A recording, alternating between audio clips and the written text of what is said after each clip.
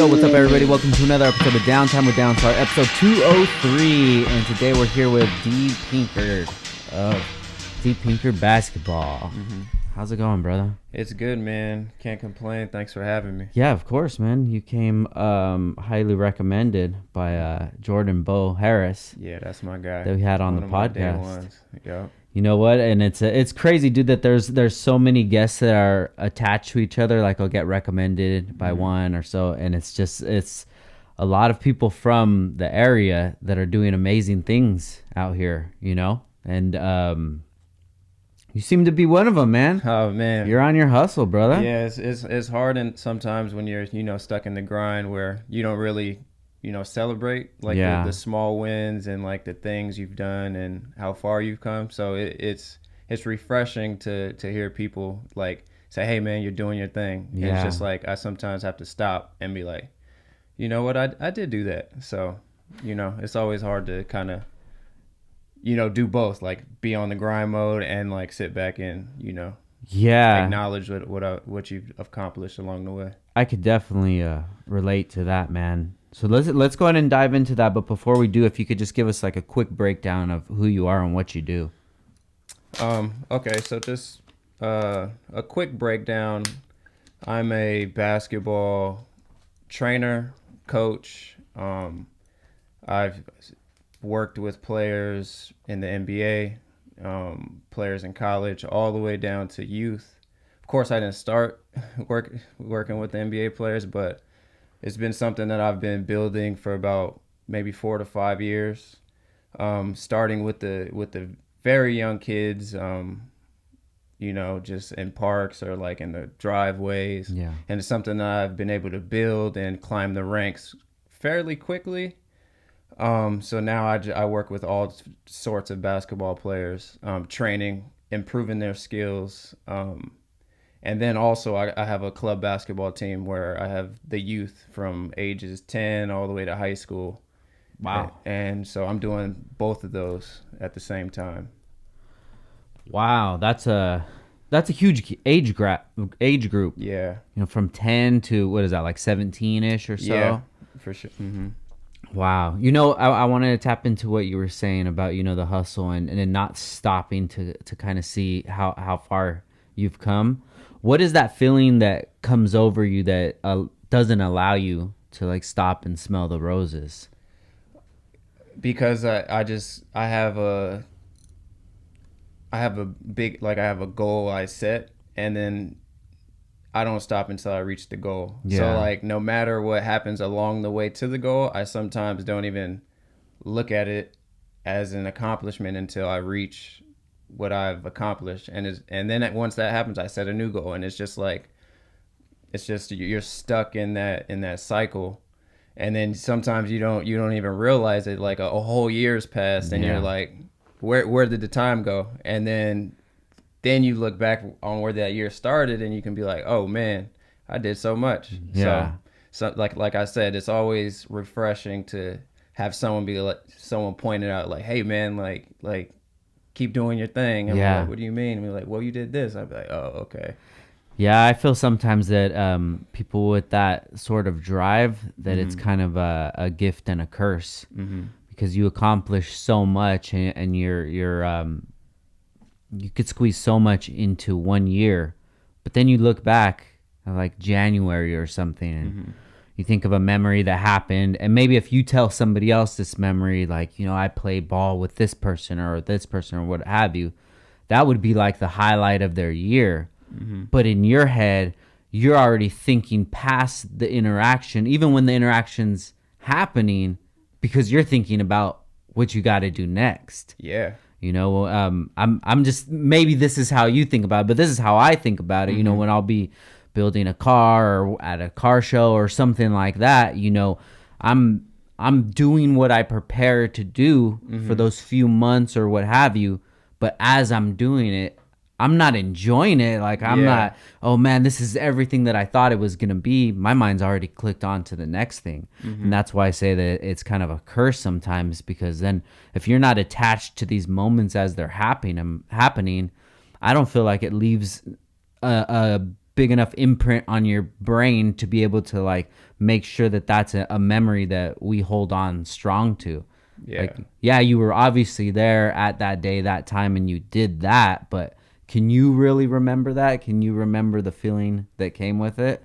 You know, it's a hard one, man. It's tough. So I've been doing a better job of trying to celebrate the small wins and just reflecting a lot lately, especially the last 6 months has been crazy for everyone, right?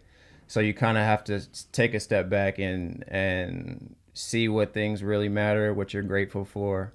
So then now it's like, it's given me a lot of different perspective on like, yeah, you should like be reflecting on these things because you just don't know now. Like people are, some people are, dying off, losing jobs. Like it's tough, so like it's just a newfound perspective for me. Yeah. It's been a rough year, and I'm sure that that just starting off the year. Yeah. So you do work with the Mamba Academy in Thousand Oaks, right? So how did you get set up with them? So it's actually that old saying where like your hard work meets like preparation and stuff like that, and a little bit of luck happened. So I had been like training and coaching and doing my thing for maybe a couple years, and it felt like I was just in a circle. So I wasn't able to do what I liked full time. So I was working full time at Casa Pacifica. Okay. And training and coaching as well. So one day I was at Casa Pacifica, and for people that don't know what Casa Pacifica is, it's like it's a facility and a school for kids with different abilities or issues with behavioral issues. Gotcha. So it's a place for those kids to be and and learn social skills and life skills. So I was doing that, and then I was coaching. So when I was in the middle of that, I seen a new group called, at the time, it was the Sports Academy. They were taking a tour around.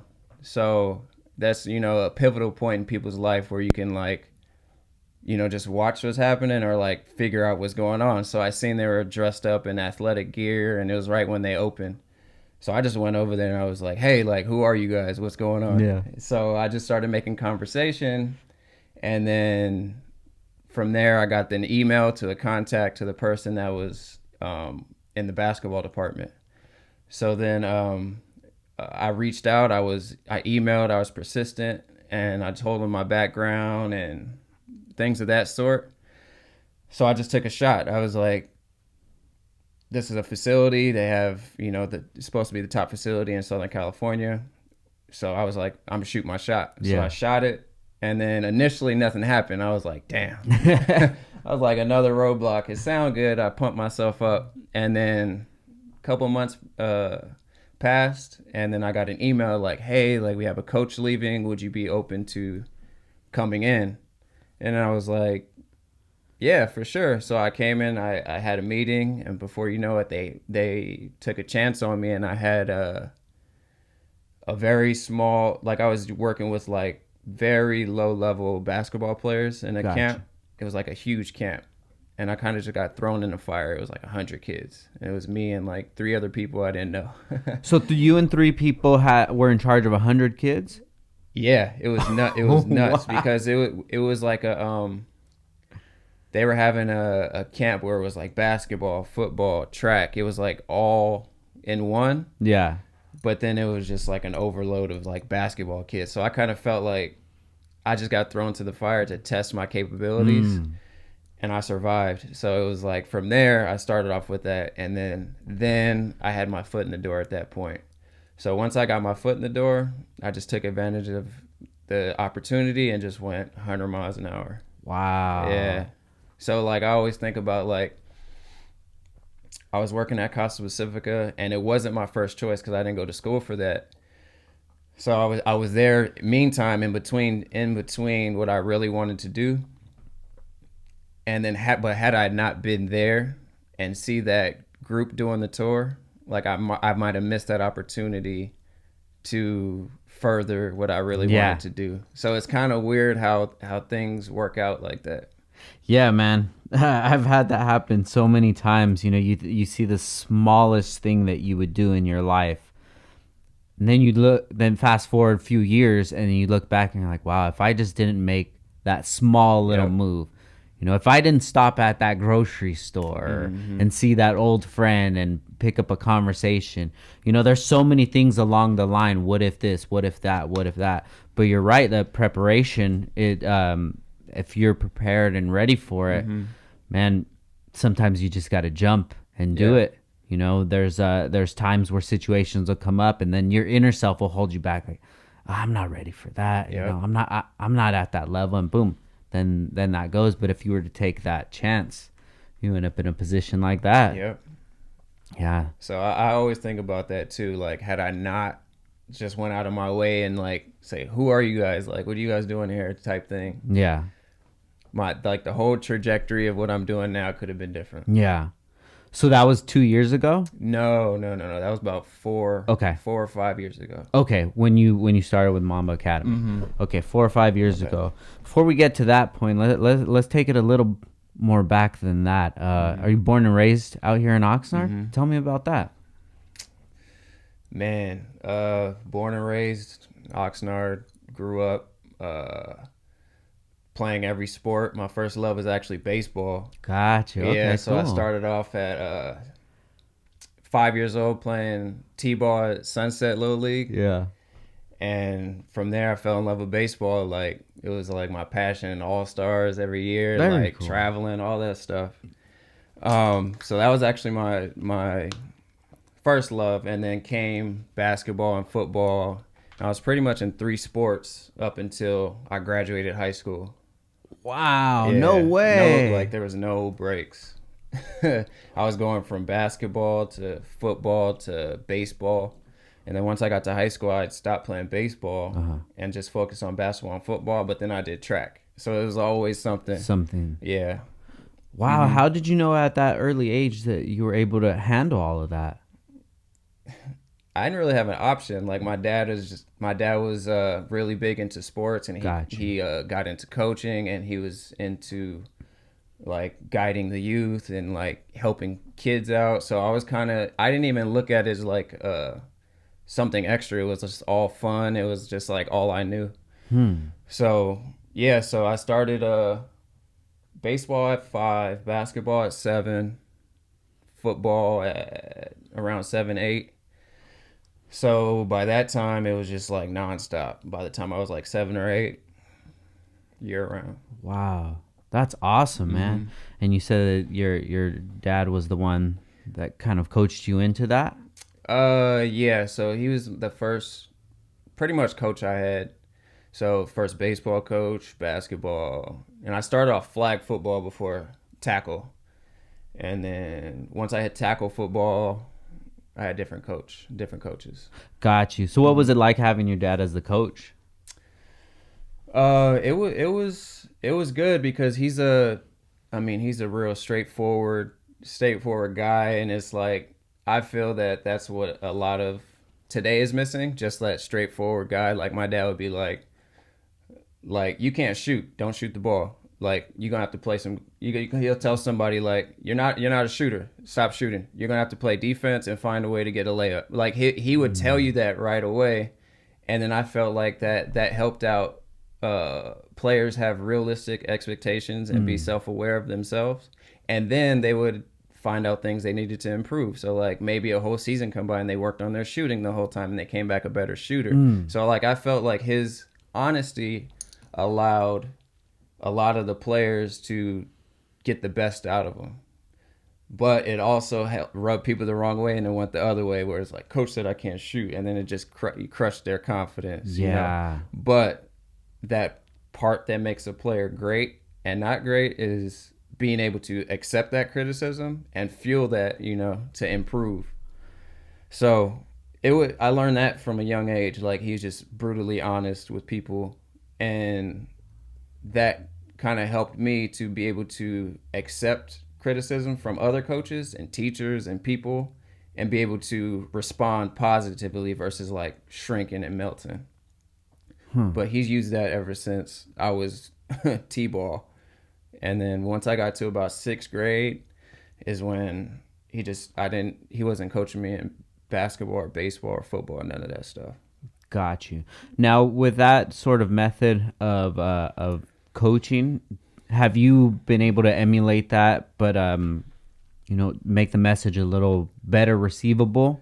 Definitely. So I definitely take things of what he instilled in like me and like other teammates and other players he coached, and then I'll take some of it and then put my own spin on it because I feel like that's just old school. That was like a long time ago, so you got to kind of adapt with the times and the kids and how things are going, and I put my own little spin on it. Mm-hmm. I was just having this conversation not long ago, about our parents that they were doing their best job that they could with the tools that they had, with the society, the way that the society was at that time, but you take what you like, you take what worked, because you'll know inside of you, when my mom yelled at me or when my dad yelled at me when they did this, it made me feel this way, but it did work too. So let me figure out what part of it actually did work.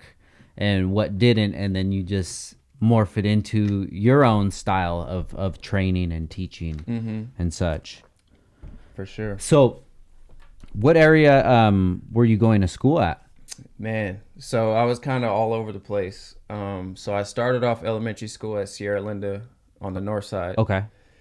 And then from there, we played basketball there. He was my coach there. And then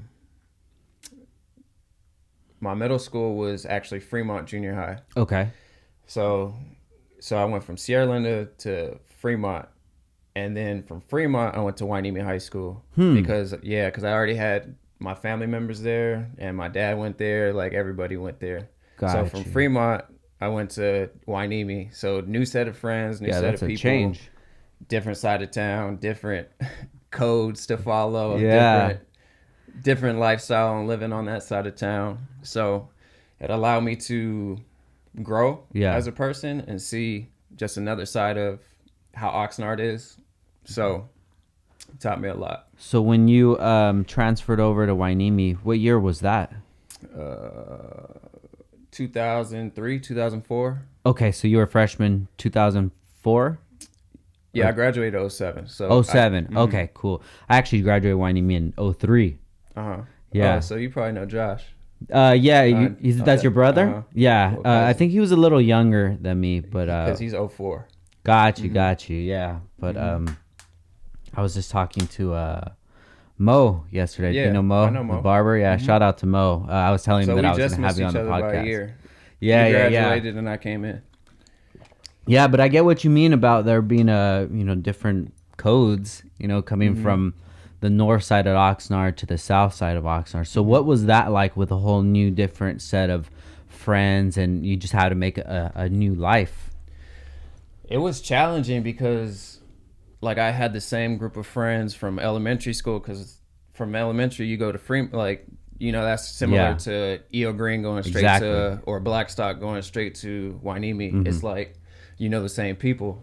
So for me to be a freshman and not really know anybody my age, I knew the older cats because that's who I kind of grew up with. They were all juniors and seniors by then, but freshmen my age, I didn't know anybody. So it was kind of tough the first couple weeks because I had to kind of find myself. Yeah. Within my own class. But recess and lunch was fine, but when you're in a class of 30 people and you don't know anybody and everybody else is talking, and it was tough. So it challenged me to be more outgoing and be comfortable in a room full of people that don't know me. And then you get to a point where, like I said, it's a different set of codes. You got people that may be in the streets looking at you crazy in class, who are you? Where are you from? Yeah. Who's this new kid?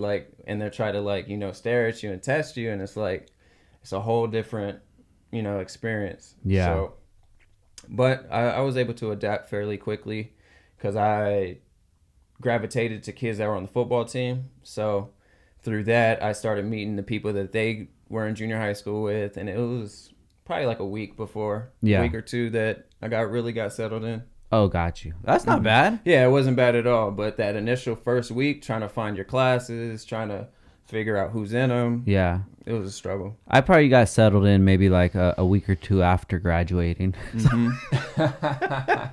Right. High school wasn't that cool for me, bro. Yeah. But I didn't play no sports. I wish I did, man. Yeah, so sports, if I didn't play sports, I don't know how quickly I would have adapted.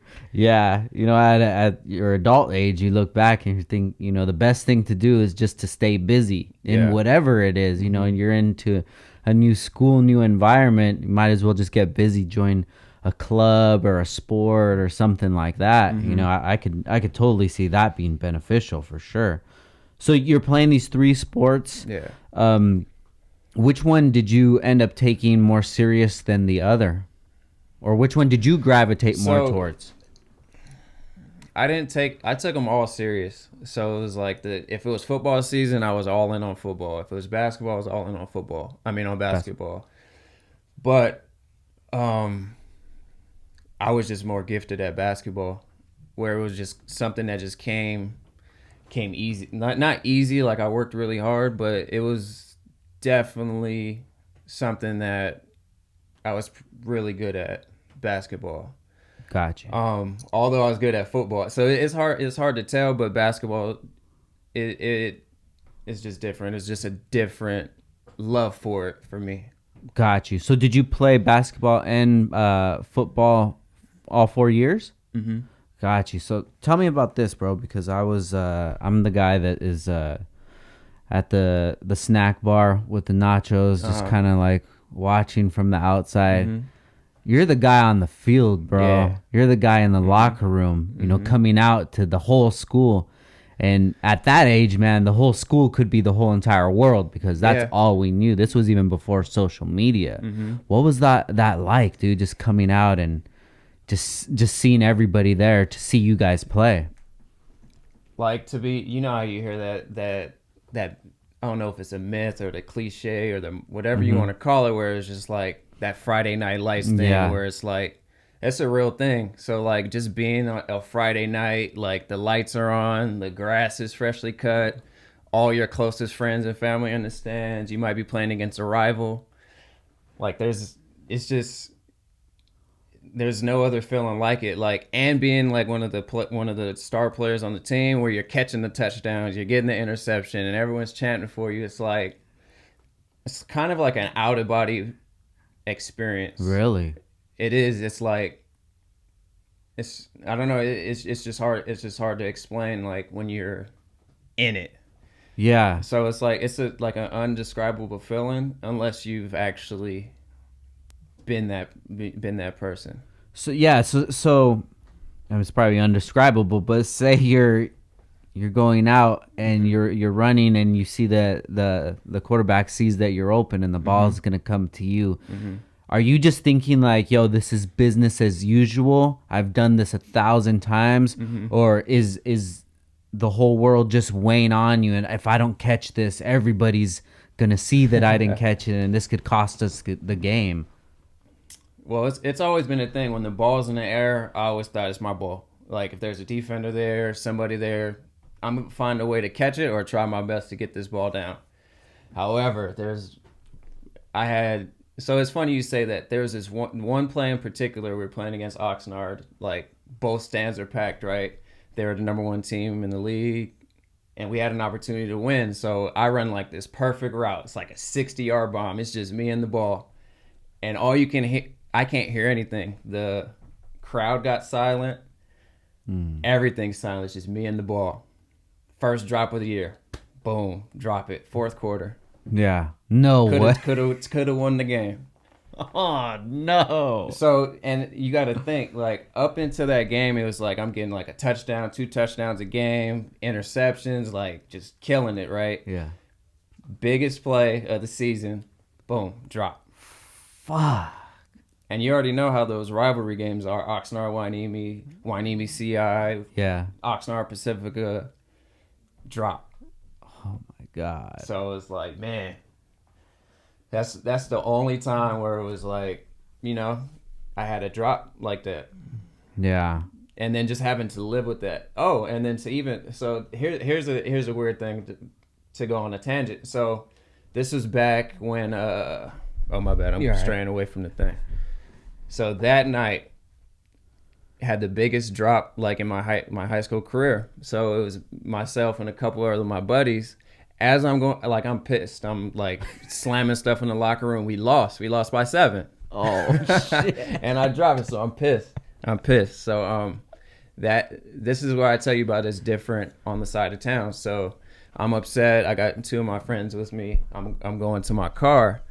As I go to the car parked behind Hueneme High School, if whoever's not familiar with Hueneme High School, it's like the field, and then you go to a street, and it's a long, dark street, especially at like 10 o'clock at night after the game. There's no lights back there. So I was parked down the street and like right on the corner. Got you. There's like the neighborhood behind the football field, and it's really dark back there. And not the best part of the neighborhood either. So as I'm upset, I'm getting into my car. We all get into the car. I'm like, I just cut the car, and I'm sitting there. I'm staring at the steering wheel. And as I'm staring at the steering wheel, thinking about my drop, some dude comes out the bushes and points a gun inside my car. No lie. But I had just cut the car on. So like as I see him reaching in the window, I quickly put it in drive and I smashed the gas. And then as I hit the gas, it hits his arm out the window. And then I make a left, and then I make a right down J Street. Yeah.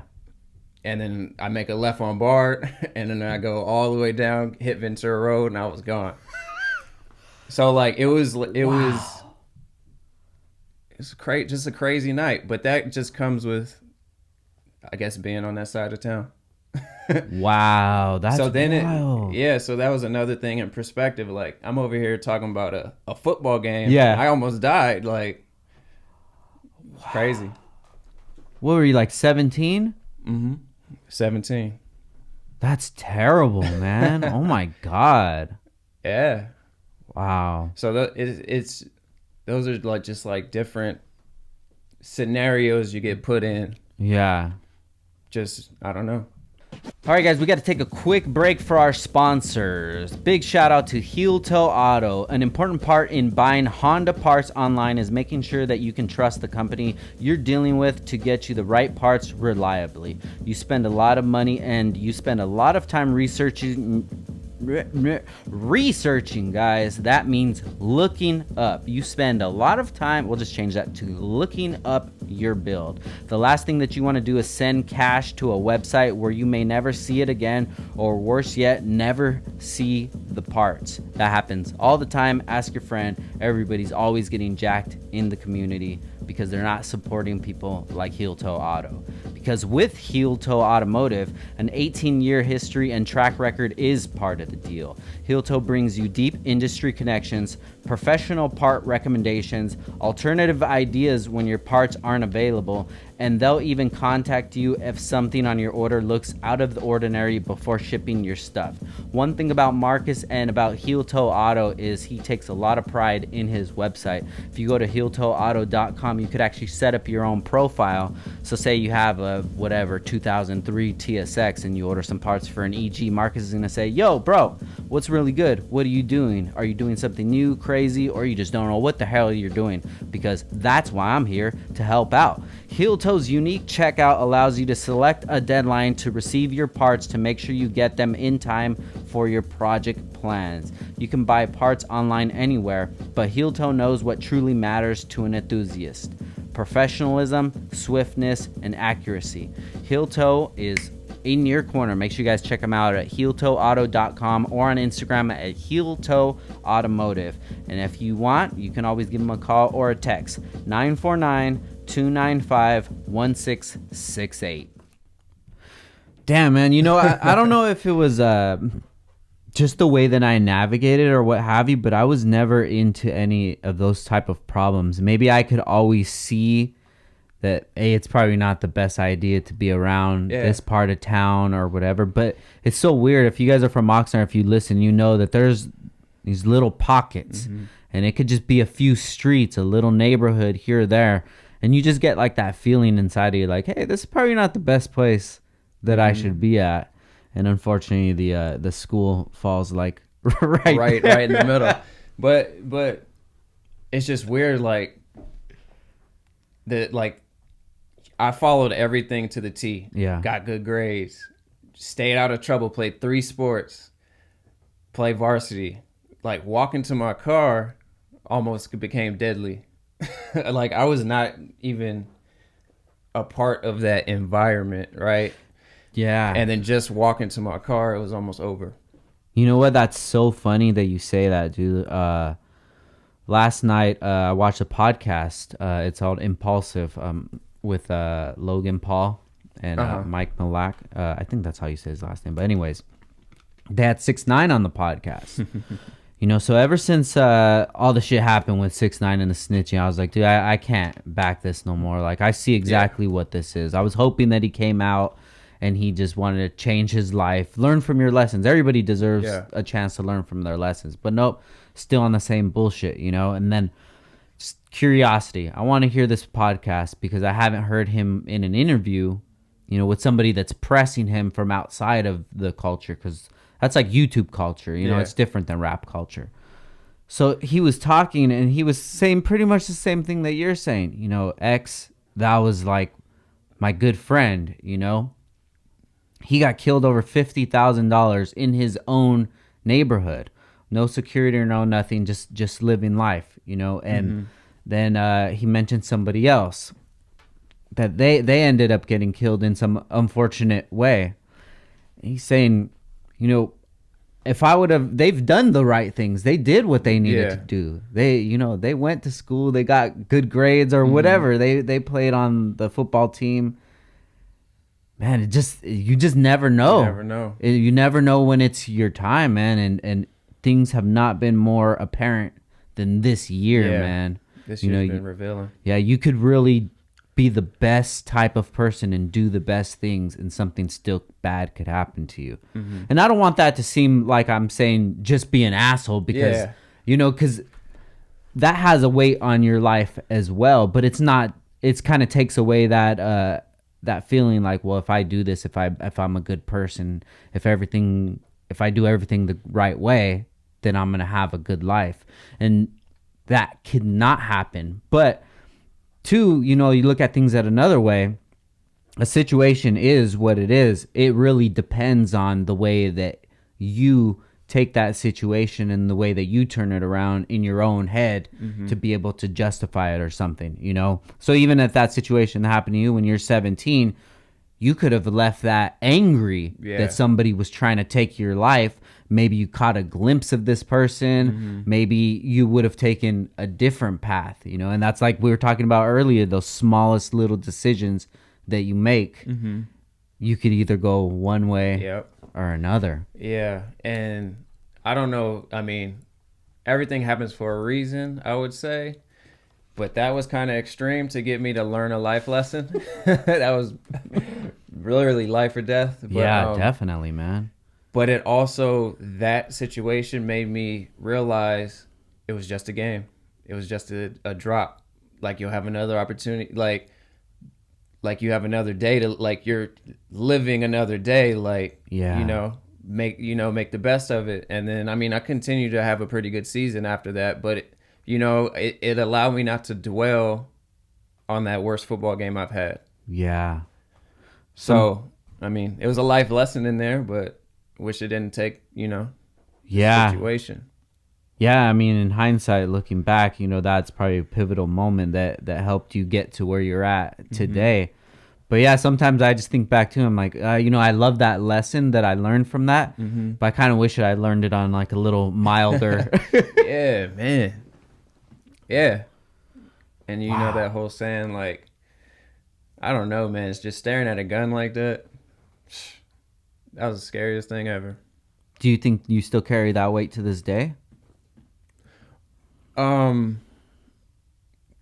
an extent, because I always, like, if like you ask my friends or people that are close to me, anytime I enter a room or I'm at a place, I'm observant. Like I'm watching everything, because you just never know. Like you just don't. So it just always has me observing. Yeah. Just so I can, if a situation presents itself, I've identified it early and I could get out or warn something. Like it's just like living with that. Yeah.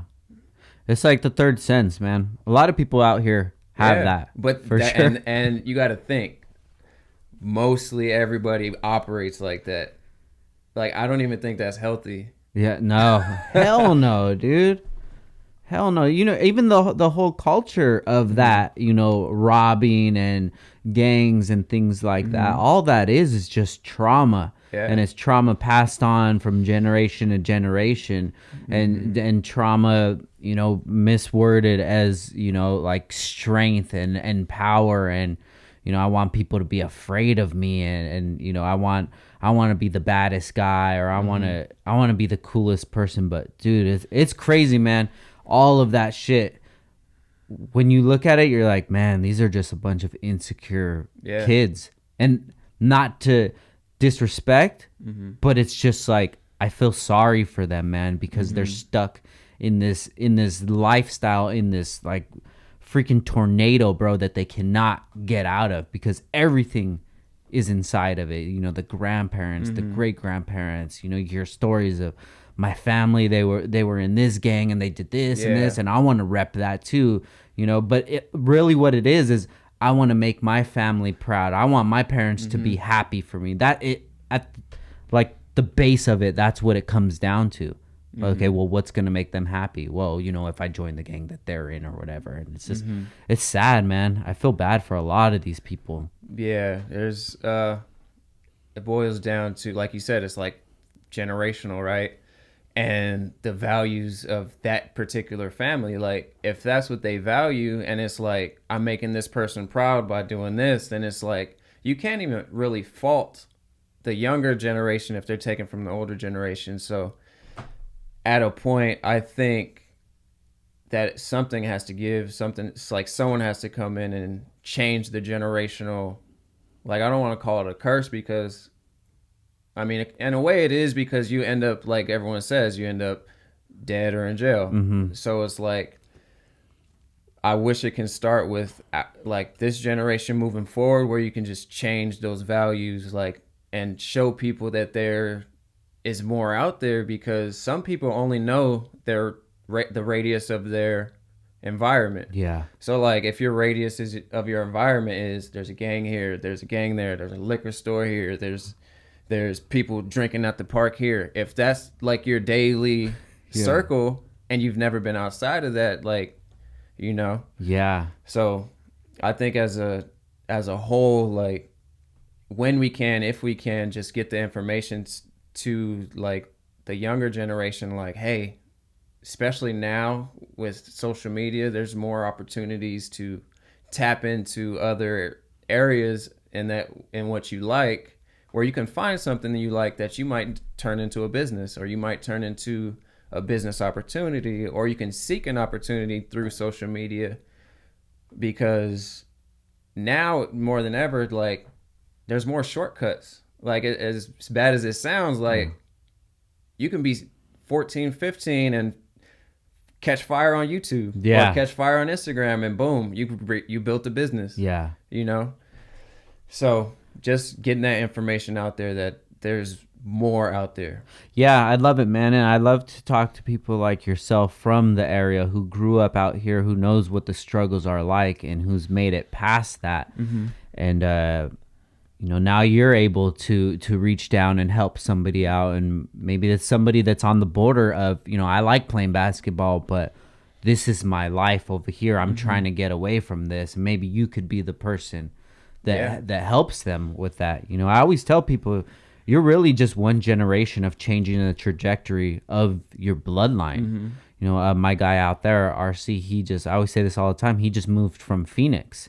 He's lived in Phoenix for 35 years, and he just moved out here. And I tell him, look, bro, like, if you just stay out here, your daughter, she's going to come out here. If you meet a girl, you have a baby, this is where your anchor's going to be at. Yeah. And the rest of your family after this is going to have no idea about Phoenix. You know, I don't know how Phoenix is, but I just know it's hot out there. So your kids aren't going to have to grow up in the oven. You know, they're going to they're going to grow up right here in SoCal by the beach. Like, you made that change.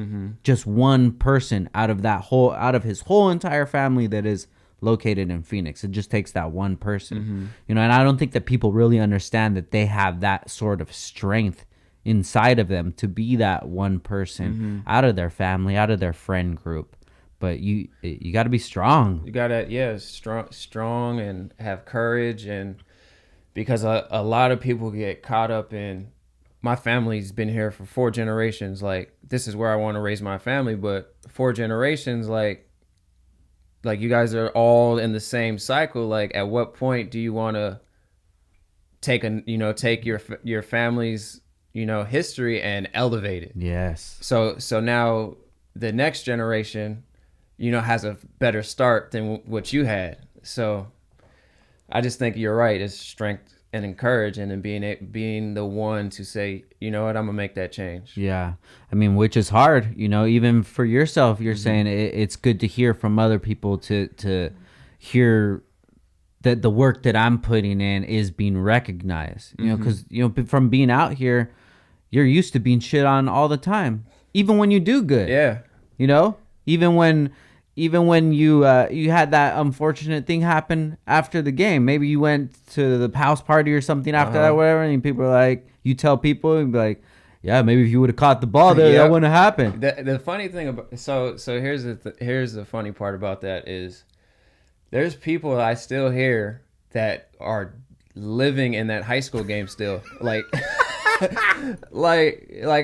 it's crazy. It's like all the things I've done, and it'd be like, man, remember that game versus Oxnard when I'm like, we are still talking about that.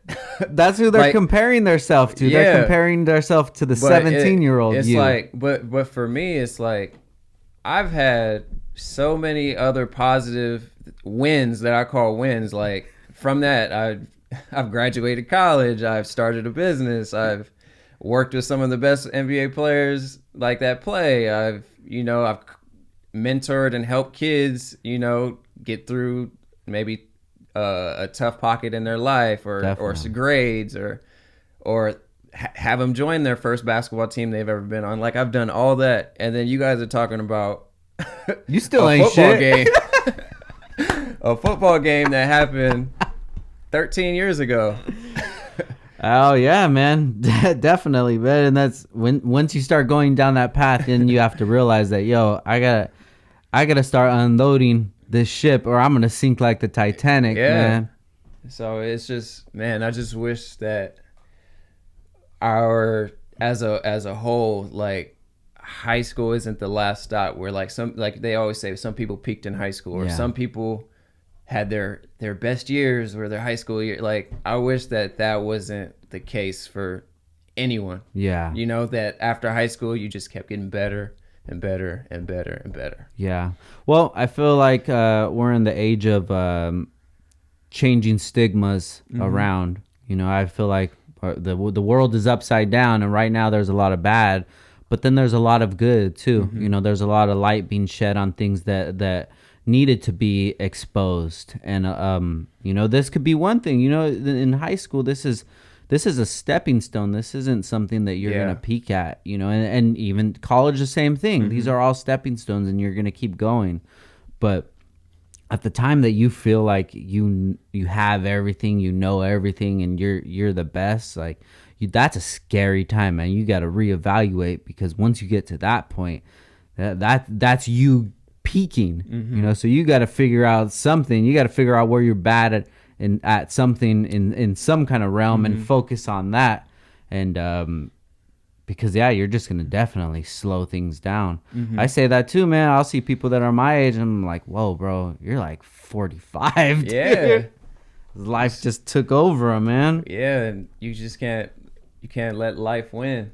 Yeah, like it's just a competitive nature. It's like I hate to use it, but it's like, it's a game. There's a set of rules, you can't, you can't break them. Yeah. Like, certain things to follow to be successful at whatever it is you're trying to accomplish. So it's like just competing with myself, like developing new trophies, new championships. Like, I want to do this, and then just, you know, go as hard as you can until you achieve it. Hell yeah, man. So let's talk about college. Where'd you end up going to college? So I started out at Ventura College. Okay. So when I got to college is when I just went to play basketball. Full-time basketball. No basketball. And it was eye-opening for me because I was able to actually focus in on one of the sports.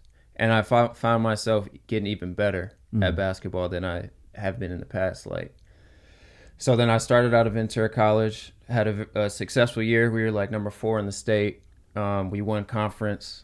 However, the last game before playoffs, I injured my right knee and I had to have surgery. Ouch.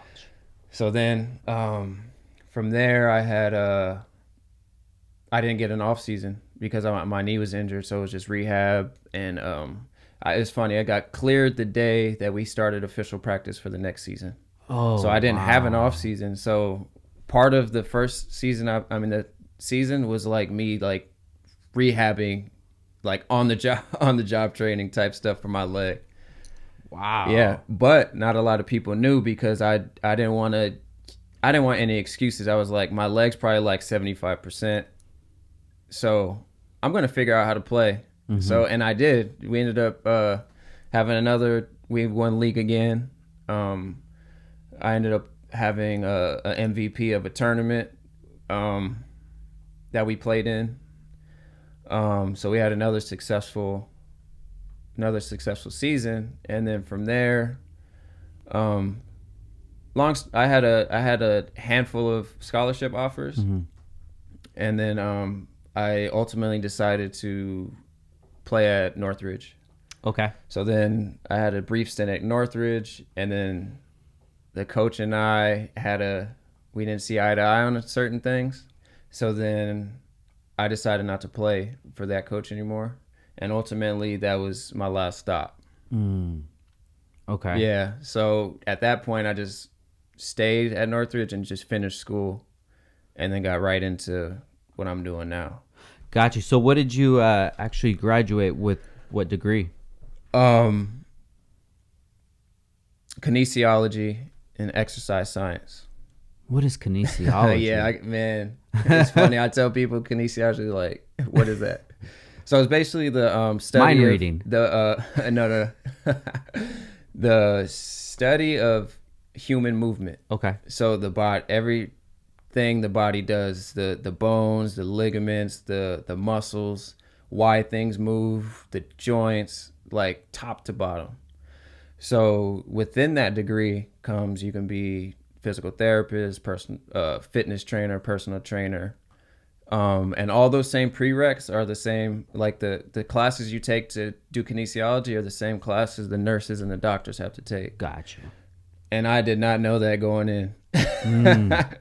I got there because, I mean, I was good at school, but I mean, you either got to have that drive where I want to be studying all the time I wasn't like that. So I took kinesiology thinking like, oh, it's going to be like, I'm going to learn how to teach people how to lift weights and do all this stuff. Cool. But I didn't know you had to memorize hundreds of bones and every muscle and how a muscle contraction works, like all these things. So that was the toughest thing I've ever had to do. Was pass those classes. I bet, man. Did learning kinesiology, did that help you with basketball in any way? Not necessarily basketball, but it allows me to expand my brand because not only can I train basketball, now I can show you how to reach your fitness goals too. So it's like if you're a player who lacks speed or needs more upper body strength or needs more flexibility, like you don't have to go anywhere else. Like I can show you how to do all those things. So it's kind of like it helped me in that sense where like if I have a client or a player that wants to develop, he doesn't have to leave and go seek another trainer for whatever. Got you. Okay, so when you stopped playing basketball at Northridge, what was the gap of time from then to when you graduated? So I was supposed to have like a year left, so 2 semesters.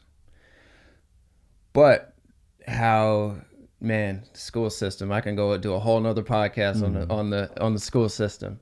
So how they have it structured is they only offer certain classes certain times of the year. So like I could have gotten out of there in a year. Yeah. But and they have it set up like you have to take this class before you take this class, before you take this class, before you take this class. But these classes are only offered once a year. So it's things like that would happen. So it would be like I would have to fill my schedule with like electives or like something else to maintain my full-time status. Yeah. But then I had to stay longer because not all the classes were offered at the same time. So it took me 2 years, what I should have been able to do in 1. Got you. Just because how the classes are mapped out. So you not playing on the basketball team anymore, how did that make you feel? It was so I've always played basketball for the love of the game, right?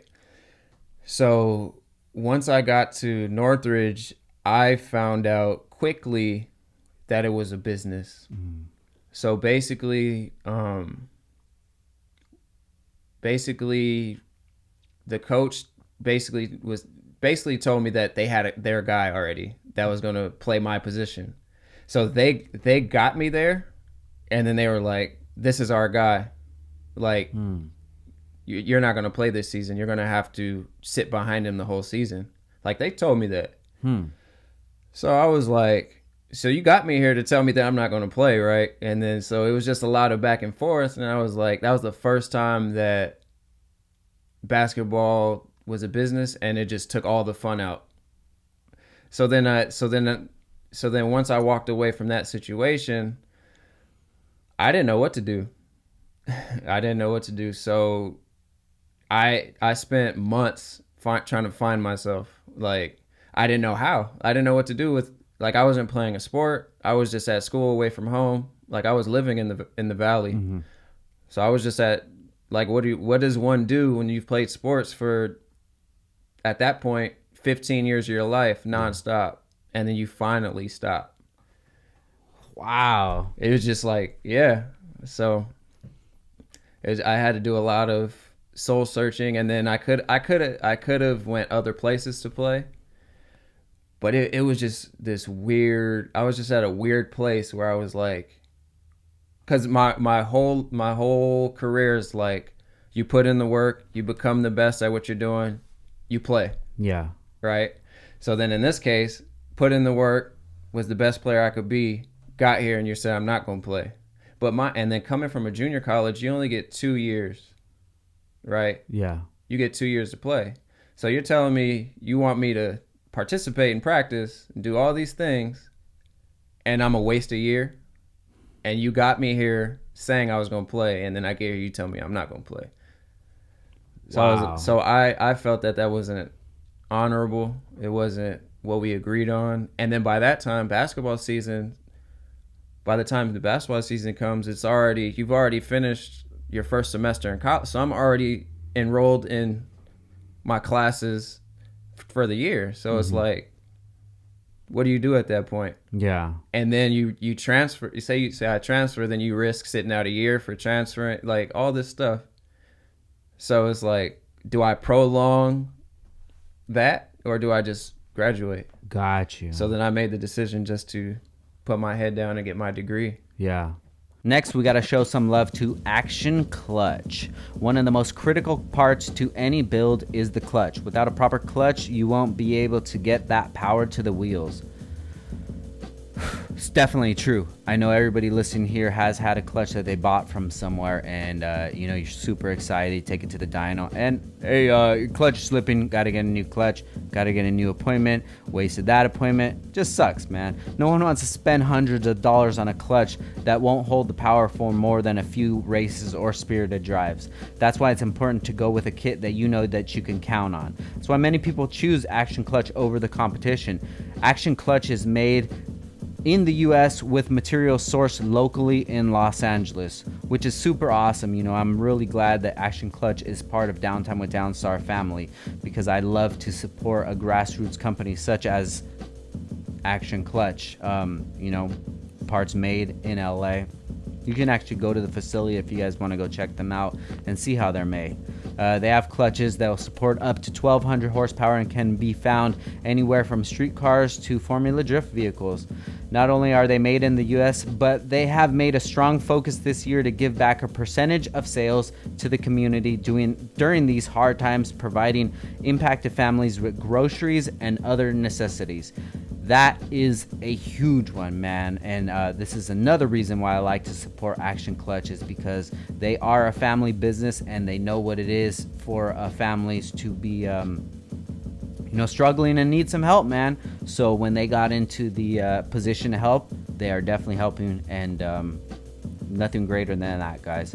Make sure you contact Action Clutch today with whatever you need, and they'll give you the family treatment.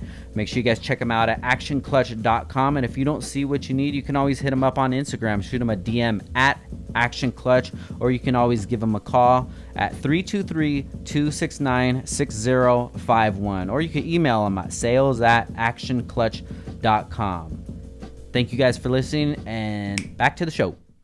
So at this time when you're trying to figure yourself out, what were some of the things that were coming to your mind that maybe you weren't focusing on because you were playing sports for the last 15 years or so?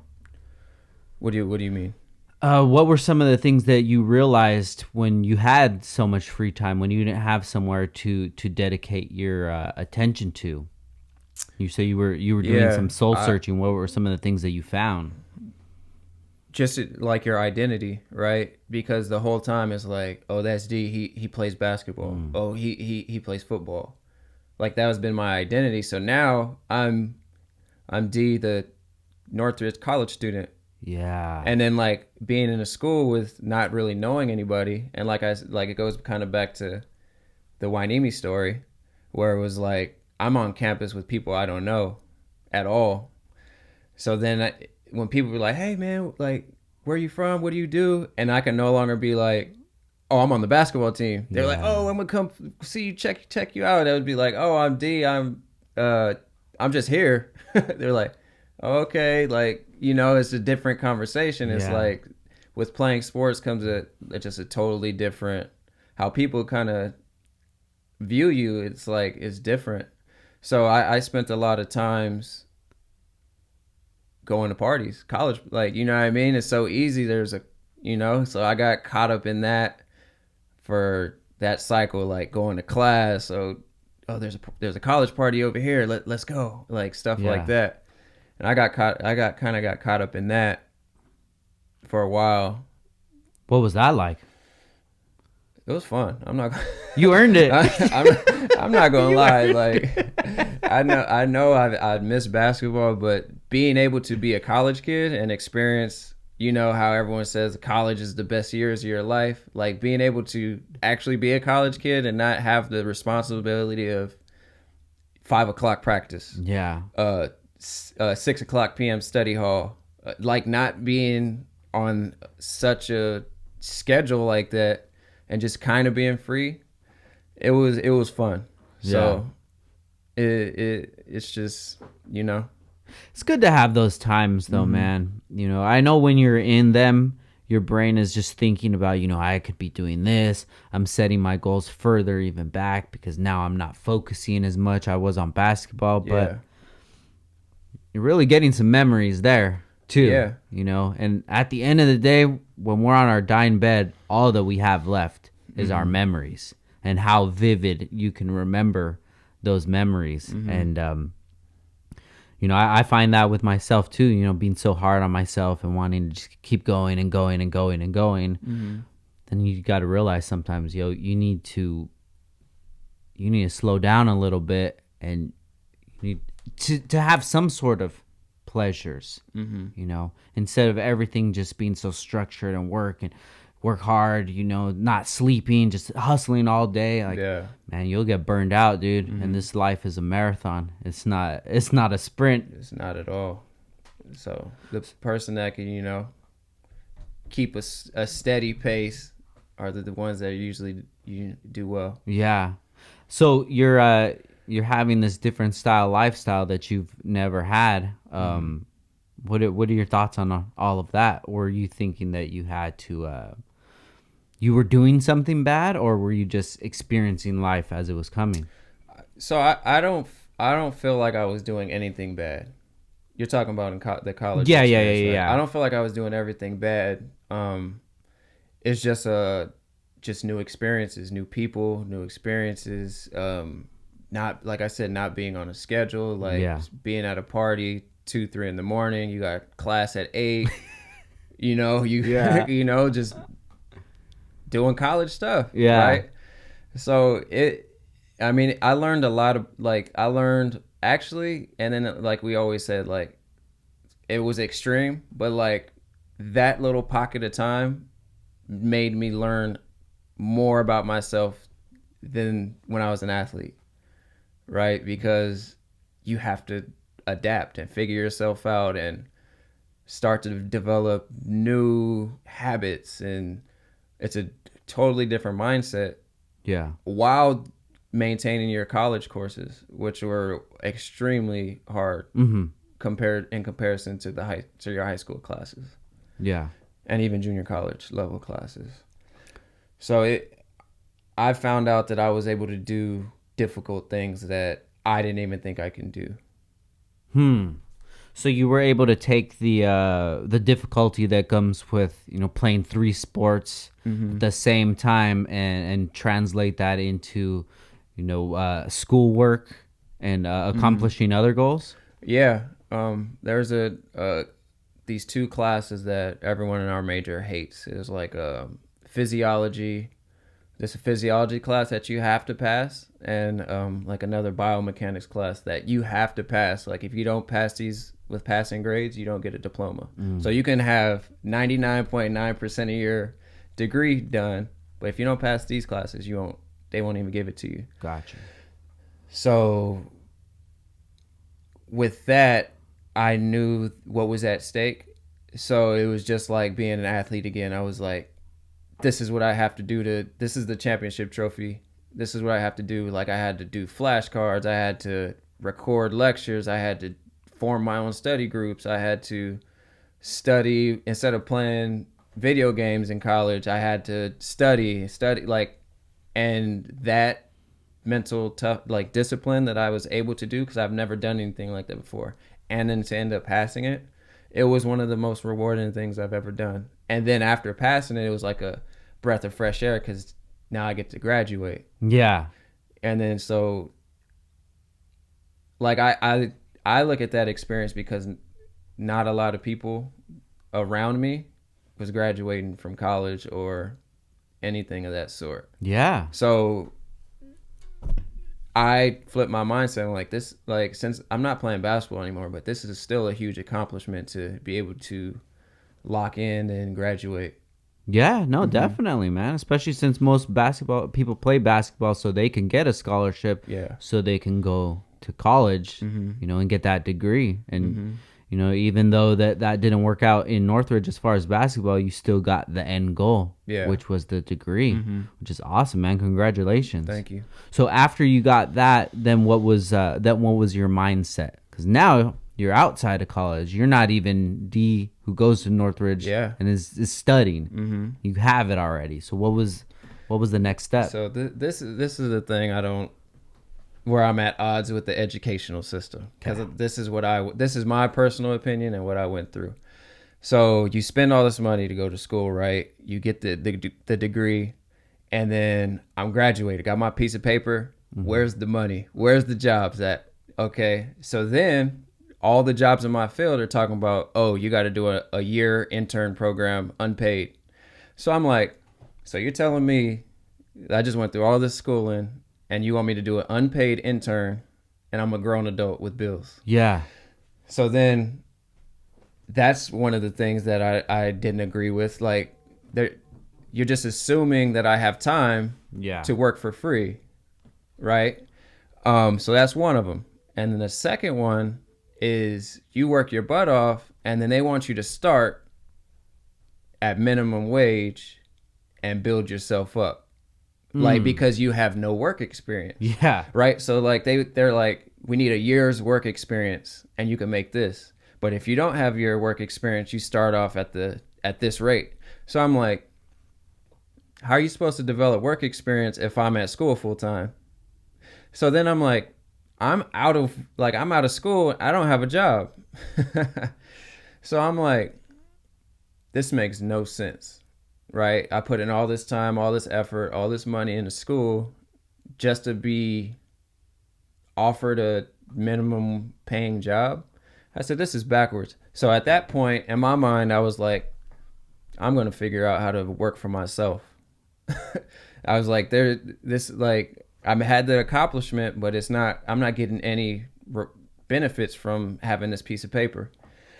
So at that point, I told myself I'm going to figure out a way to be working and generating my own income. So, but in the meantime, like 5 or 6 months passed where I was really looking for a job, applying, filling out the thing. And then you kind of get that honeymoon phase where college is over. I'm just about to have fun until I find a job. Yeah.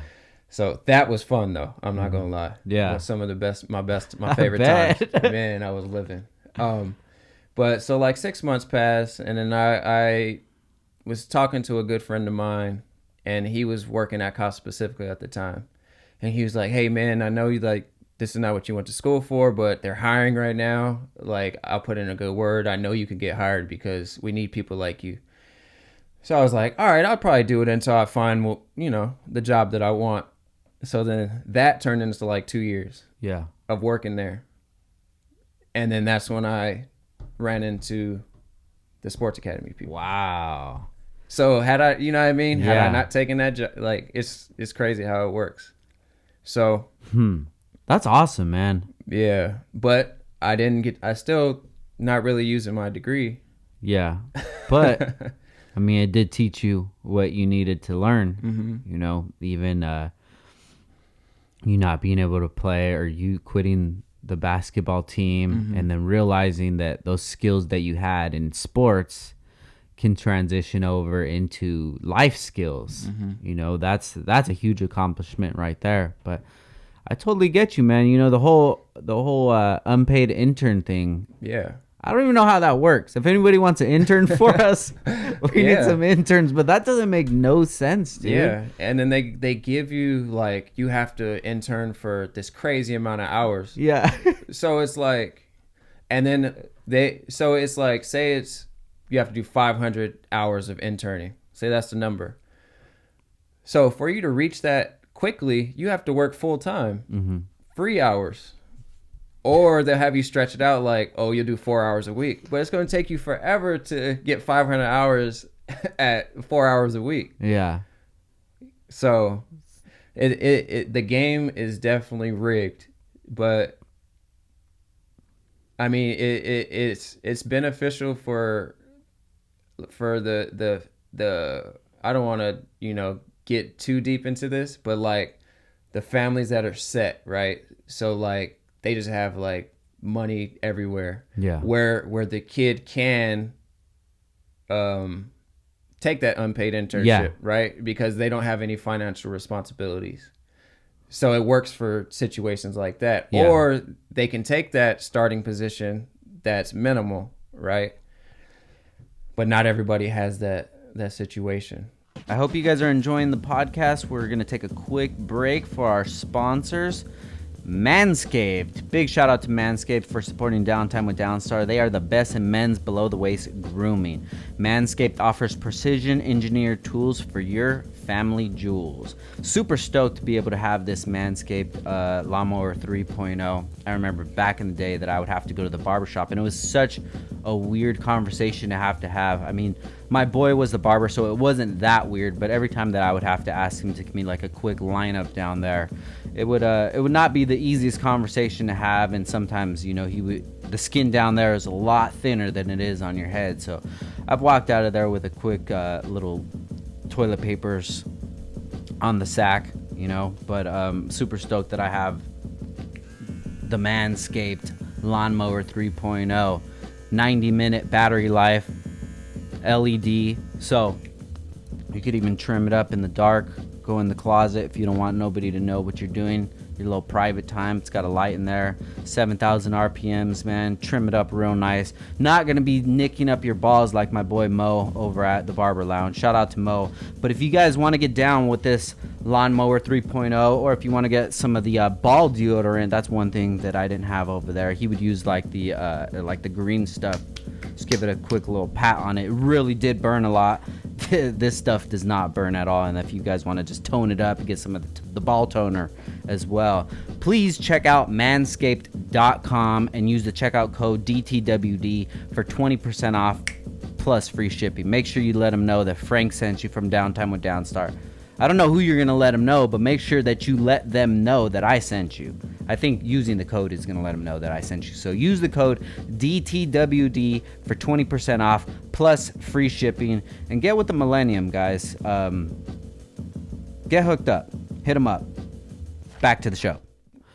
Yeah, I'm even thinking about it myself. You know, I didn't go to college. I tried to go to Oxnard College a few times, but this, you know, work seemed better to me because I got paid to do this, you know, and I didn't really have any sort of goals.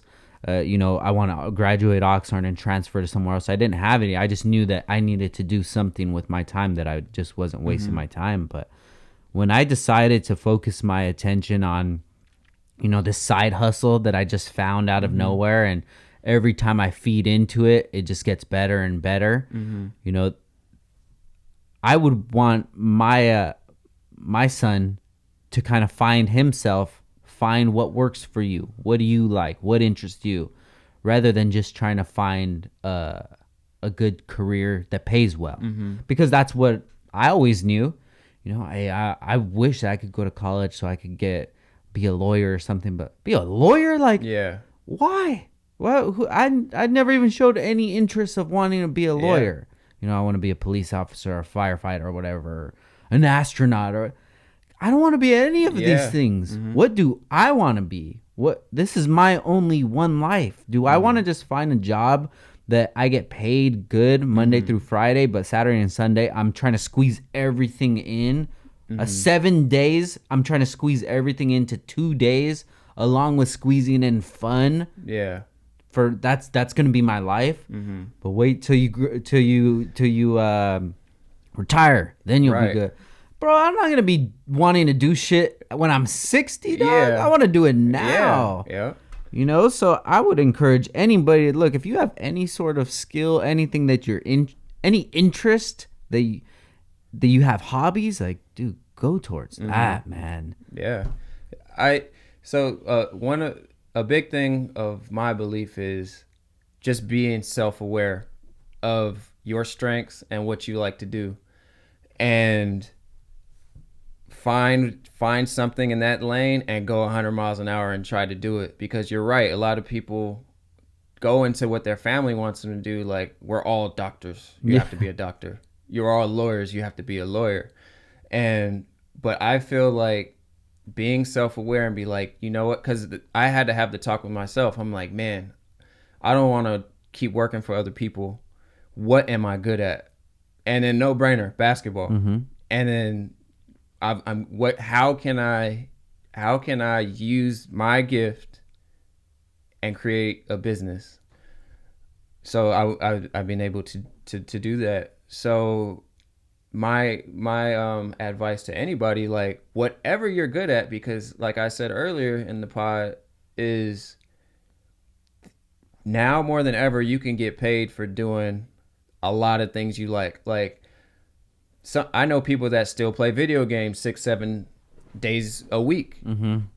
There's ways you can get money playing video games. There's ways you can start a channel and people will watch you play video games and you can get paid. You can generate revenue doing things you love. And it's so the main thing I'm just trying to say, be self-aware, figure out what you're good at and just ride with that, because you're right. You don't want to make good money at a job that you're spending 5-6 days a week at for 30 years and then get 60 and like, then what?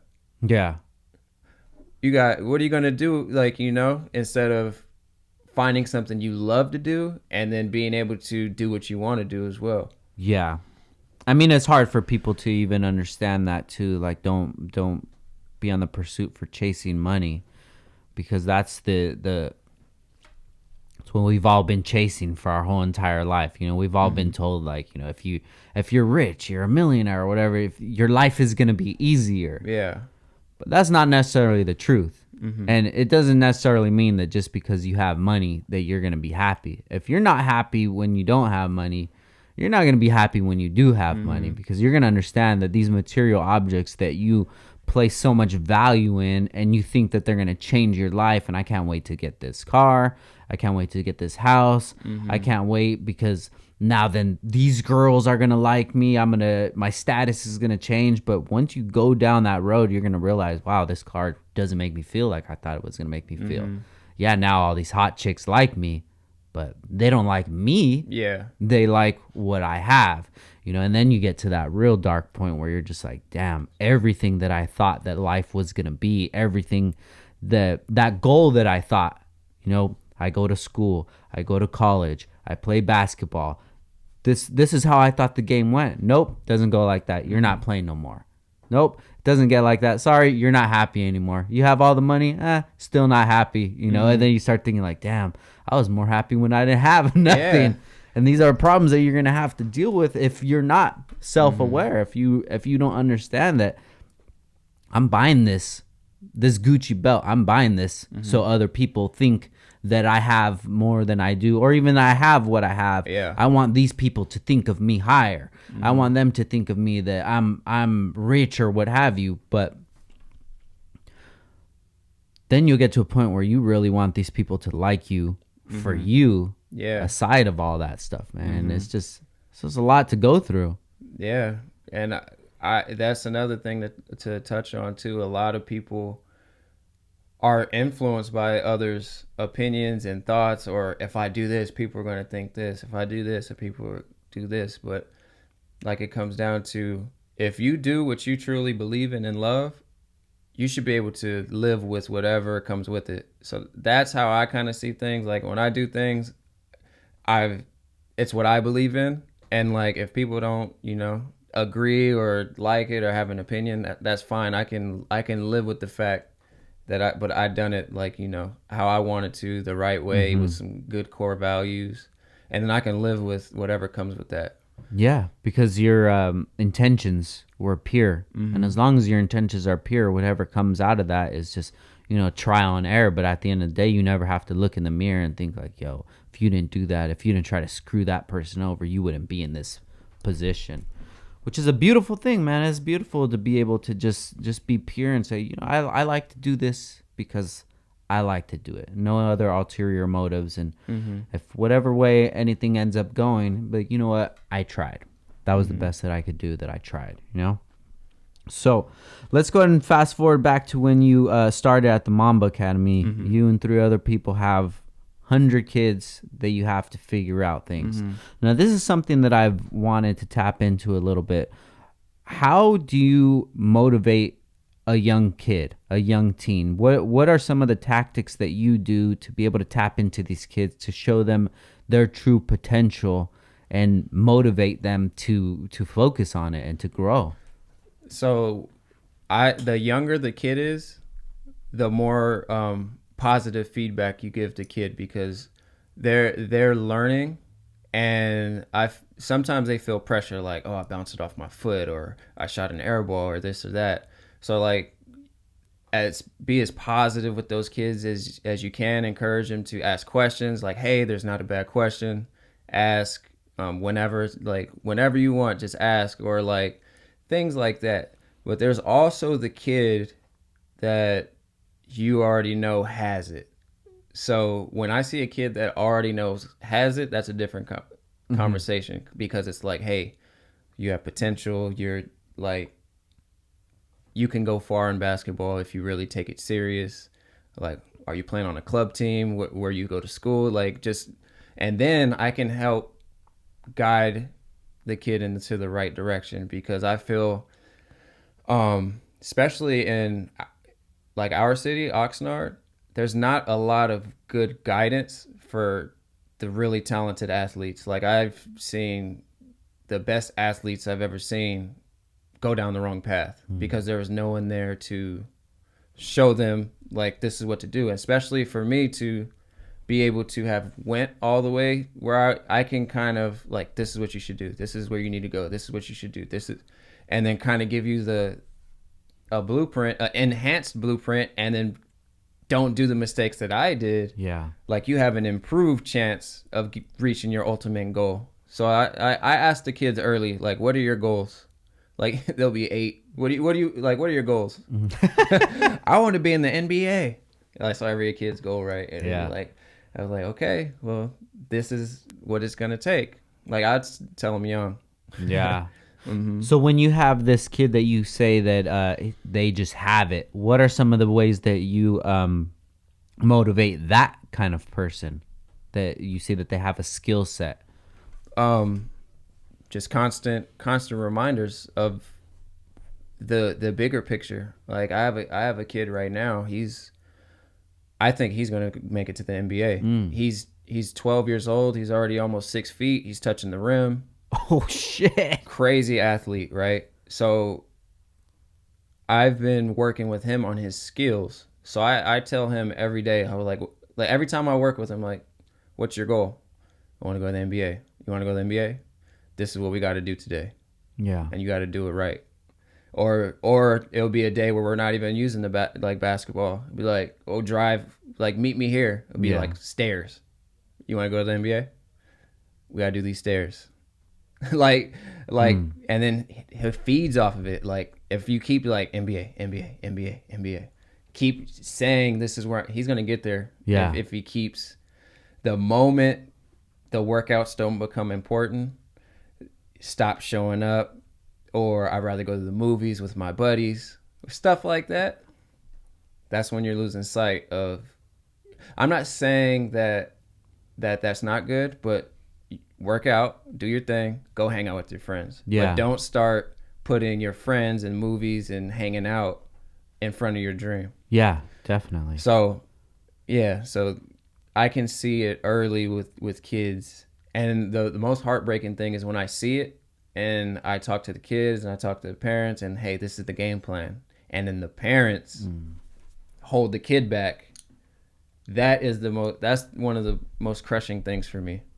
Like, your kid has potential. So not everybody's going to make it to the NBA, but if you can get a free education out of this basketball process, right? Yeah. Why not?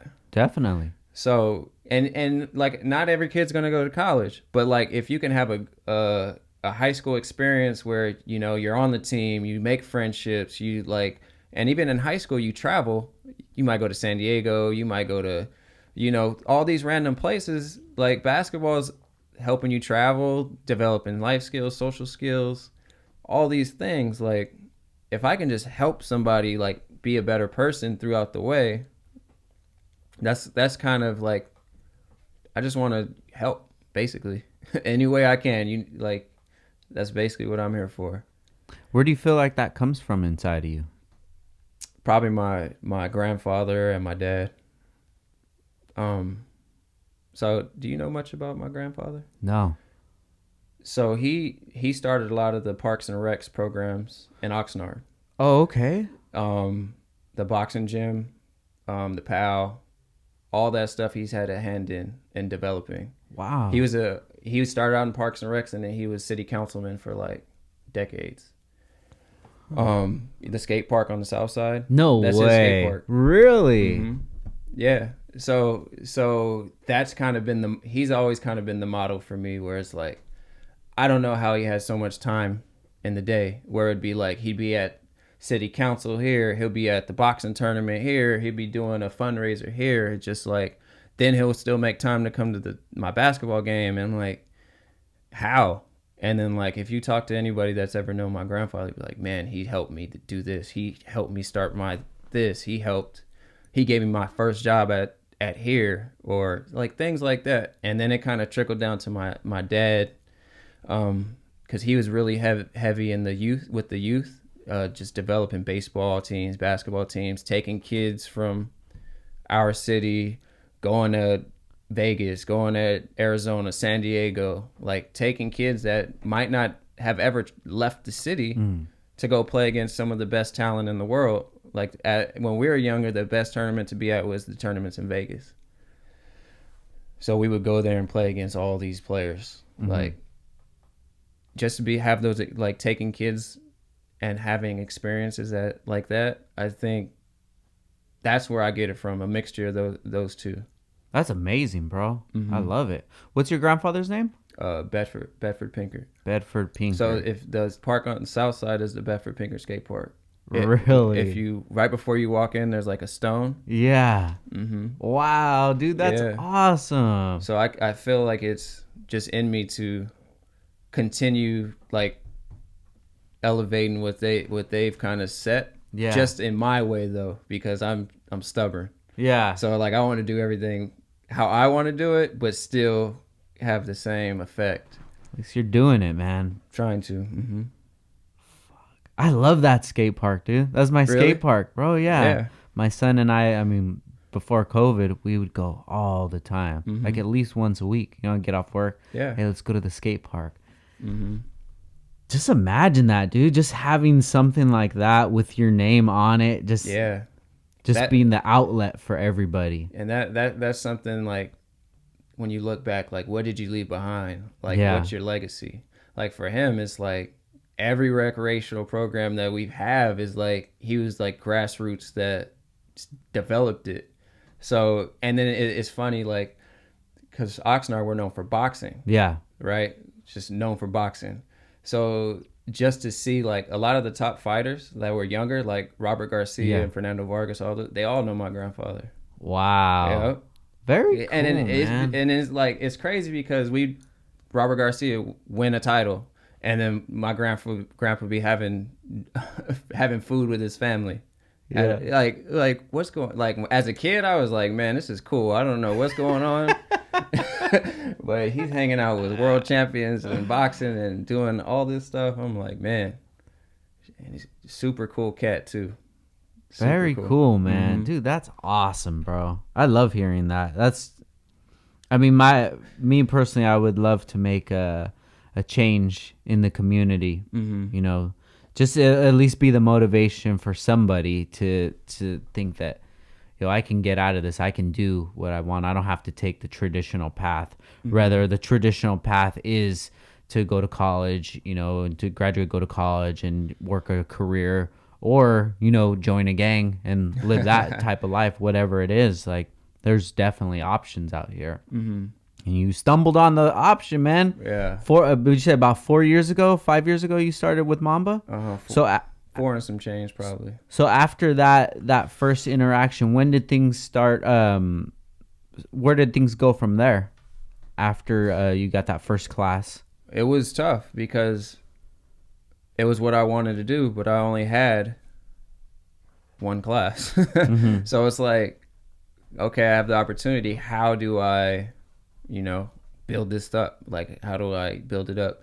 So then it became, I turned one class into 2 classes, and then 2 classes, 4 classes. And then before you know it, I had 2 classes a day, 5 days a week. So then at that point, that was just classes. So then from those classes, I was able to start to have individual lessons with players. And then I was taking some of my previous clients that I've had in the past and bringing them to the facility. So then now those 10 hours a week became 15 hours a week, and then 20. And then before you know it, I was up to 35, 40 hours. And then at that point, I earned a full-time gig or with benefits and all that stuff. So then from there, I kind of made a name for myself there just because I was doing everything they asked me to. Then I was doing camps, I was doing clinics, I was doing privates, I was doing everything that they've ever asked me to do there. So I built up a pretty good reputation with my coworkers and stuff, and then with the public and the kids. So then that's kind of where it became solid. And once I had that, I did that like for a few years. Yeah. But it took me 6, 7, 8 months of really so here's the thing, man. So I was doing Casa Pacifica 8 to 3:30. From Camarillo to Thousand Oaks is like 15-minute drive. Yeah. So then I would get there and I would do Sports Academy from 4 to 8. So from 3:30 to 4, that's the only gap you had. Okay. And then I would from 4 to 8, I was at Sports Academy. Okay. And then I had the bright idea to try to get my master's. So then, oh, shit. So then from 8 till the time I went to sleep, I was doing my master's program. Wow. Before that even starts, I would wake up at 4:30 to go to the gym. Oh my God. So my day would start at 4:30 and end at like 11 or 12 at night. And I did that schedule for 4 months. Wow. Until I finally decided that I didn't want to do my master's program anymore. So then I stopped my master's program. And then from there I was like, I don't want to do school anymore. I don't even want to work at, like, I was burnt out, like you said, burnt out. I was like, and then it made me realize, like, I don't want to do anything but train. So then at that point, I only had like 20 hours at Sports Academy. I had 20 hours, so it's not full time. So then I got to the point where I just took a risk, to be honest. So I cut everything and just went there. Wow. I just took a risk. That's awesome, dude. So what was the conversation like with your the rest of the staff? Did they understand your vision, or? It was hard because it was at a time I told them what I wanted to do. Yeah. And so it came to a point where they were willing to work around my basketball stuff. But then it was like I was building up a name for myself where clients were starting to ask me, "Hey, can you do 9 a.m.? Could I be at work?" Gotcha. Or I remember we had a day they were shooting a commercial and they were like, "Hey, can you be in this commercial?" And then I'm like, "I'm at work." And it was like 10. And I'm like, so I'm missing out on commercial opportunities. I'm missing out on money because clients want to work out in the morning. So then I'm like, you know what? Like, I think I'm done. Yeah. So that was a hard conversation, but I mean, I just took the risk, and it ended up paying off. And to your traditional like person where it's like you have to have 40 hours a week, you have to have benefits, you have to have this. For me to leave a full benefit job, 401k, to take a risk on something that's not certain, like people looked at me like I was crazy when I told them, "What, you're leaving your benefits and this and that?" I bet. And then I was like, "I'm gonna get them back." And they were like, "Man, you had a 401k set up." And I'm like, "Man, you guys are talking to me crazy right now."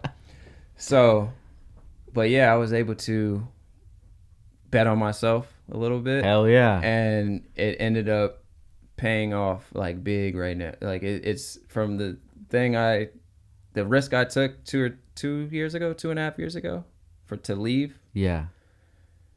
It paid off. So you're talking maybe beginning of 2018, mid 17? Probably, yeah, around there.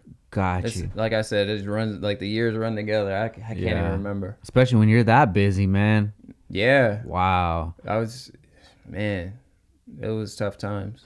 So let's kind of explain what a day-to-day would be like from when you started your the new career. What would it be like? How many clients would you actually deal with through the day? What type of clients are they? And what's your future goals after this? So how basketball is seasonal. Okay. It's really seasonal. So like the fall is usually when the all the players are playing with their school teams. So you don't have as much time to train because they're with their school playing games, or so I mean, you'll get some kids that are just like hungry, where it's like, I had 3 hours of school, I'm gonna still want to come and do a private. You have those kids, but during that time it's a lot slower because they don't have as much time. So like a daily schedule for me would be how I used to have like college kids that were nearby in the area. So whether it was Kowloon, or they're coming from like LA area or whatever, I would try to start them around 10. So I'd have them stacked up, like the college guys from like 10, 11, 12. Then I'd take a break because I'm like, man, I'm going to do this different. I'm going to have a break. I'm going to eat. So then I would take a little lunch break, and then I would come back about 2-ish. And then I would always try to stack someone 2, 3, like individuals. And then I have 2 classes. 4 and 5 would be like clinics where like anybody can come, and it's mainly just kids that want to learn basketball. So I teach and learn there. And then after that, I would either have more individual lessons after that stack, or I would have club basketball practice. So it's a whole different wave of people, like kids. Yeah. So that would be like a typical day while I was with Sports Academy. Now let's talk about now. What is it like a typical day, and what are the clients like now? So for how it is right now is, once COVID happened, like all gyms, everything shut down. So at that point, not only did the gym shut down, is they started taking the rims off the parks. Yeah, I saw that. And they started boarding up the rims and stuff. So at that point, I'm like, what do I do? like I'm out of a job.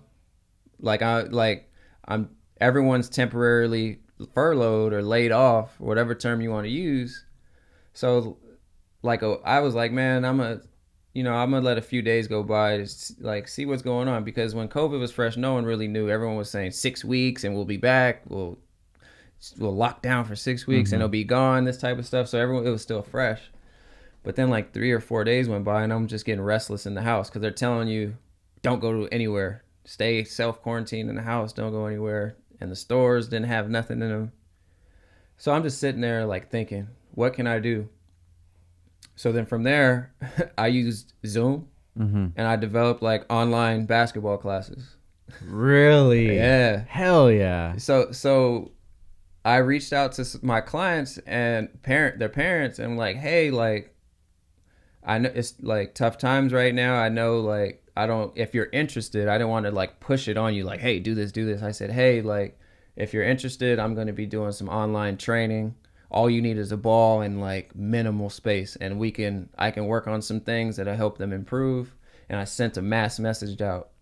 And then what was cool is I ended up having like 25 kids in my online class. Very cool. For like maybe a month and a half, three or 4 times a week. So I was able to learn how to utilize what we had and still maintain my business, like my business, what I was doing. So then that came into, and then we also heard that schools are shut. Then like around that period, schools just shut down for the whole year. So now from the online classes, parents are calling me frantic. Like, my kid's been in the house for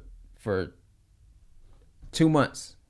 He needs to get out. Can you just go outside with him in the front yard and give him a private lesson? Get him out of here. Get him out of here. And I was like, yeah. I'll do it. I'll come. Yeah. I'll wear my mask. I'll keep my distance. I I'll do everything you want me to do, follow all kinds of rules, whatever. Yeah. They were like, yeah. And then that turned into like 20, 25, like all the kids from the online training, most of them ended up wanting to do private individual stuff. So from that, I was able to kind of stay afloat during the whole quarantine or whatever you want to call this we're in. This time. And I don't even know the names for it anymore. I can't even keep up. Wow. That's awesome that you were able to come up with that idea and make it happen. Mm-hmm. You know, this whole time has just messed up so many things. Mm-hmm. And it's unfortunate, man. It's unfortunate, especially for these kids. They need this time. Yeah, and just think about a young kid that has to stay inside all day and do school, and then don't have like a PE or a recess or any social hour. So like now it's like the parents want them to stay in shape, so they get to hang out with me for an hour. I'll give them a good workout, have them run in, do some stuff, and then that's kind of like their physical education too. So I've been able to maneuver like that through these times. So it challenged me to think outside the box and get creative. Yeah. But it's been cool too, because it gets me out the house as well. Yeah. So I'm not just stuck in the house all day. So you say you have 20 or so kids that you would do. Was it one-on-one practice with? Like you would go to each house or? Yeah. So a lot. It started out one-on-one with everybody because I was just trying to somewhat follow the rules. Yeah. Yeah.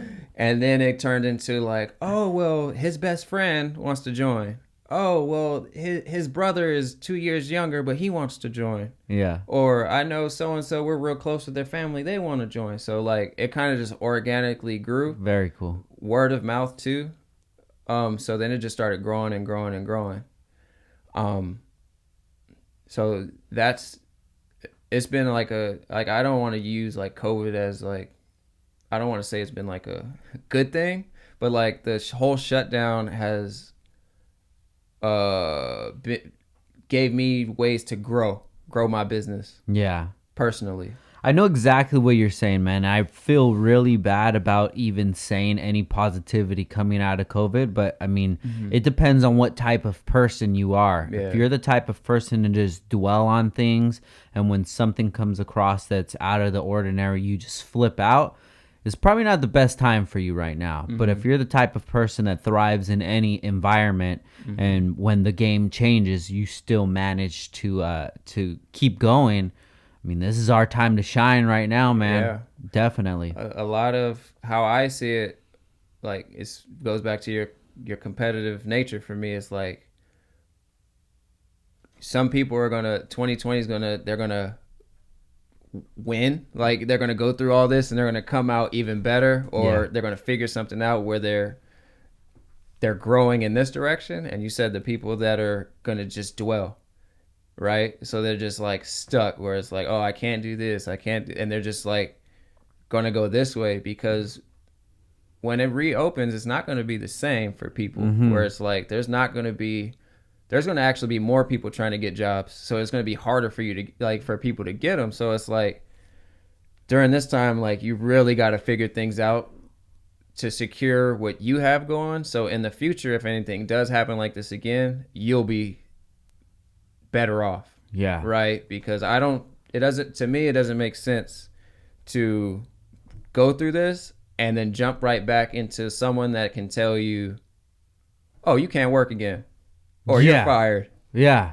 We'll call you when we need you. Like, think about that. There's people that's worked 15, 20 years and they came and looked them in the face and like, we got to let you go. Yeah. We don't know when we'll call you back. Like, that cutthroat. Yeah. Think about like, That right there is just like scary enough for me, where it's like, I don't want anyone to tell me I can't work. Yeah. Like when you think about it like that, someone can tell you can't go to work. Yeah. Yeah. Bro, I totally get it, man. And I've thought about that even before COVID. Like, I don't want somebody to have to tell me anything. Yeah. I don't want you to tell me when I have to be here, when I get to leave, when I get to take a piss, when I get to eat. Yep. Nah, you're tripping, bro. If it's me figuring out how I'm going to make my own money, because we're doing all of this to figure out how to make a living, to make money. Realistically, we have to make money. If that's all I have to do, I'm good at making money. Yeah. I'll figure it out. I don't need you. I don't need your outlet to make money. Go on your skills. You got skills. What is your skill for basketball? A lot of people don't have that skill, but they want that skill. Yeah. If you're a good teacher, bro, there's a business right there, and you figured it out, man, and you're doing it, and that's awesome, bro. I love it. Yeah. So tell me about Train with D. Would it be as easy if somebody's listening and my kid enjoys basketball, I'm looking for a trainer, or what is the clientele that you're looking to work with? So I like to work with everybody. I feel like that keeps me right where I need to be in the headspace where I can see a professional player at this time and then have a beginner in the same day. Like, to me, that I mean, that's what I'm here for. Like, I just want to continue to teach and try to push the game forward a little bit. So I'll work with anybody. But how the process normally works is I have to evaluate you. And then we'll do a session. I'll evaluate you. I'll tell you what I feel that you need to improve first. And then we'll come up with a game plan. And then I'll create a dialogue with the parent or the guardian and then see where they would like to go from there. So anybody can come work with me as long as, the serious athlete, though, because I hate to say this, but I don't like the parent that's forcing the kid to come try to learn basketball and they're staring off into the sky, or it's like a car passes by and they're looking like they're not focused on what I'm trying to teach, and then it goes one ear out the other. Yeah. And at that point, like, of course, like, it's a business, but like, I much rather work with the kid that wants to learn. Sort of like school, like the kid that wants to actually learn in class. Like, those are the people that get the information versus the kid that's listening to his CD player. Oh, CD. I'm old. Old right? school. CD player. Yeah. iPod. iPhone. iPod even dates you. I just said CD player in 2020. I love it. Yeah. Yeah, but like, you know what it is? Just as long as you're wanting to work and get better, I'm willing to work with the athlete. Yeah, and your time is valuable, and it's more valuable than just financially it's speaking. It's way more valuable than the dollar amount. I've turned down so much, like, money, the dollar amount, just because it's not worth the stress or the time. Yeah, definitely. And the time is the only thing that we have in this world, man. And I would assume that you want to give the time to the people that they have a goal and they're aspiring to reach a goal. Yeah, because I like to look at situations as win-win, or like if it's like a win-loss, it doesn't equal up to me, where it's like you're like, if you get a loss and I get a win and we're working together, that doesn't equal up to me. Yeah. So if we can win, like if I can teach you, you get better, win-win. If I teach you, you're not paying attention, that's a win-loss. I don't like, Yeah. So what are your future goals with your program? Just continue to grow. I feel like every month has been growth as far as my training and my club program. So my club program is fairly new. But with it being fairly new, we were able to compete in some competitive tournaments and win championships. We had a couple wins at Kobe's tournament, the Mamba Cup. He had like 1 or 2 a month, and it was like this real big tournament where everybody driving from everywhere. Like we beat teams from like that drove from like Mexico City, Arizona. Wow. Yeah, I mean, Kobe puts his name on it. People want to come and participate because I mean, it's cool if you drove or flew to play in Kobe's tournament. So for us to be able to be kind of like a new club and compete and win, that was cool. But with that became, who's this club team? Like, how can I be a part of it? Like, and then once you come to the club, you realize that, oh, he's also a trainer. He also can do strength and conditioning. He also knows, like, has contacts in the basketball world. He can also guide me. Like, it's a perfect place for an athlete who wants to chase their basketball dream. Yeah. Mm-hmm. Now, while working at the academy, did you have any relationship with Kobe?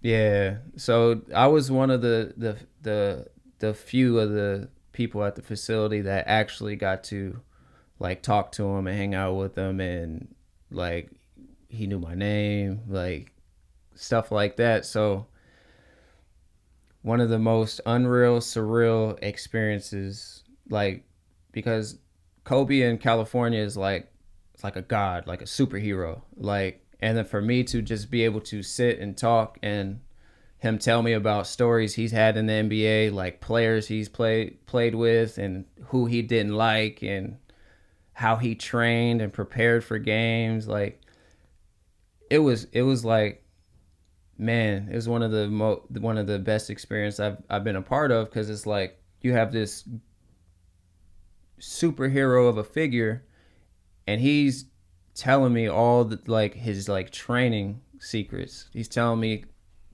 like, how to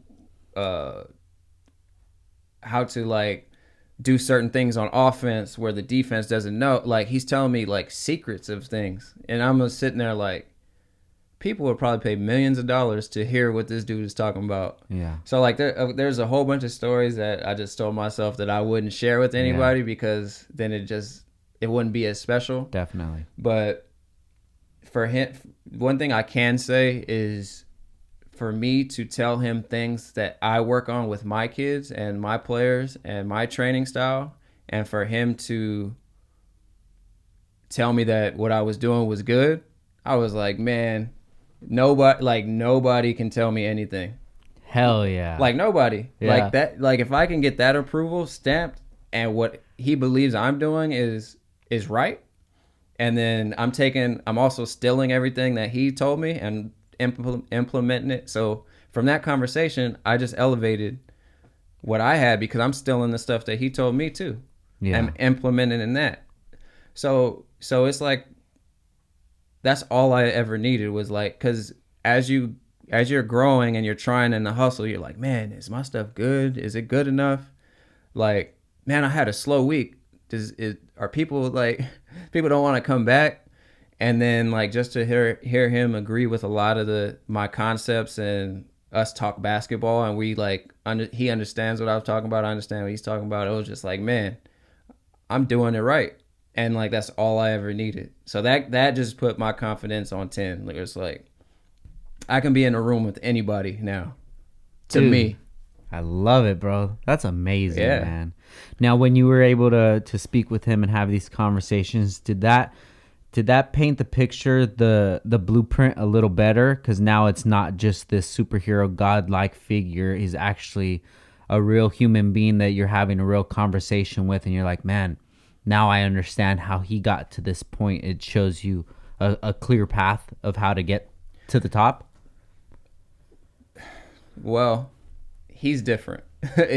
He's different. His level of preparation and training that he did, I don't think there's anyone else that could, like, do what he did. There's probably a handful of guys, but I can definitely take things from what he said he did and then tell the kids, like, hey, like, you guys like Kobe, right? He was one of the best to ever play basketball, right?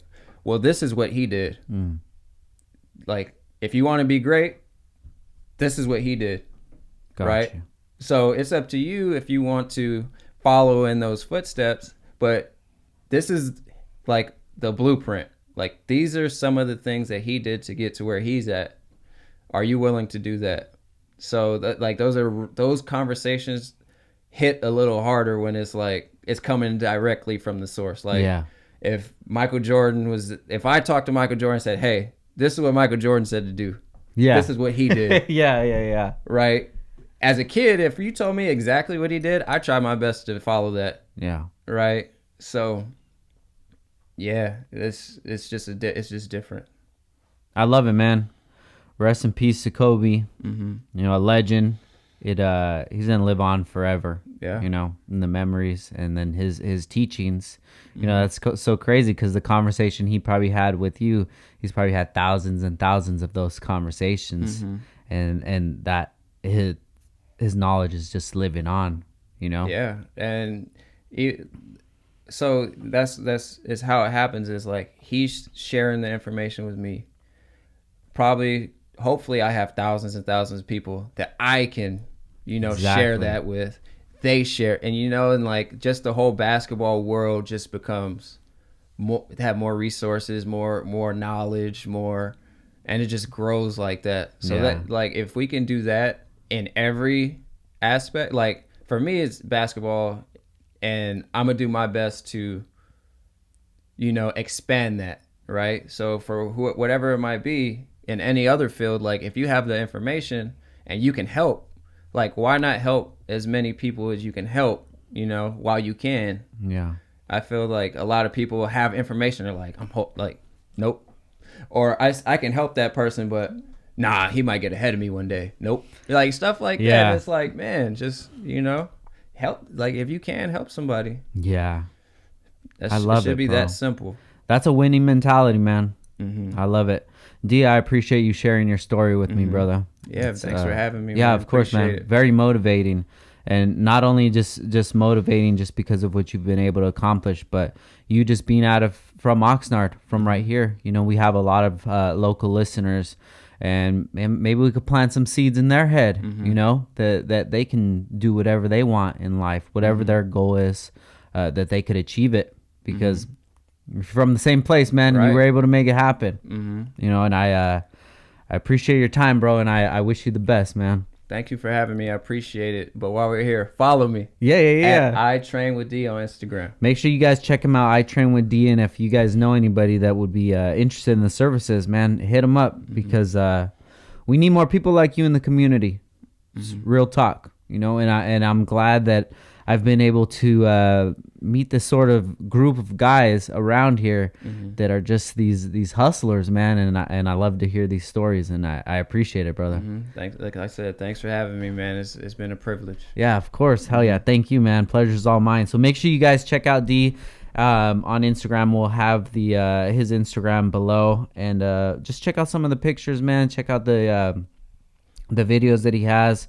It's inspiring to see you work with these young kids, man, and them have a positive influence, someone that they could look up to. So it's awesome, bro. I wish you the best, man. Thank you, man. Appreciate it. Yeah, of course. And huge thank you to you. And thank you to our sponsors. Heel Toe Automotive, been around since 2002, supplying you guys with all your parts. If you guys need any Honda parts, make sure you guys hit them up at heeltoeauto.com. Make sure you guys check out Rywire Motorsport Electronics. If you guys have any wiring needs, they can take care of it. Best wiring in the game, man. Rywire.com, or on Instagram at Rywire Motorsport Electronics. And if you guys need a clutch to hold that all together, you're gonna hit up Action Clutch, man, at actionclutch.com. Clutch is made here in California, man. Huge supporters of us, and I really appreciate it. And man, I appreciate you guys listening. I love having these convos, and you guys make all this possible. So thank you guys for listening. This is Downtime with Downstar, episode 203, and we're out. Peace.